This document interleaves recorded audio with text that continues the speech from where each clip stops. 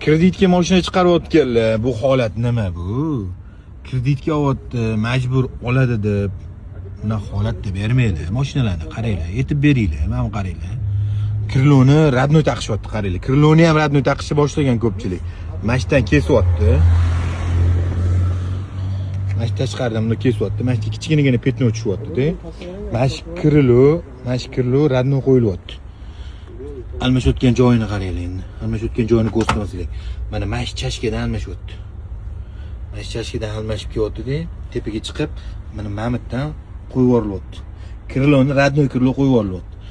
Tepalarni ko'rsataman endi ozxonada. Tepalarni qarang, mana qarang. Zavodskoy plombalarni polni buzib turib, kriloni radnoy qo'yilyapti. Nima endi? Bu ham hozir radnoy kirib ketadimi shunda? Men tushunmayapman, bor ko'pchiligi. Mana ichlari bilan doda qo'yib qo'yilibdi. Bu yerdan almashgan. Shuning uchun mamit yaxshi turibdi. Ustida tashini merdi ko'rayotganlar. Mana shunaqa payt yeb qo'yasizlar. Qata almashmagan ustiga olib ko'rsatganlar, hozir akam yana olib kelib bizga ko'rsatyaptilar. Ishlarini polni almashgan, faqat bu kraska bor degan, lekin buni almashganini akamga aytib bera olmagan.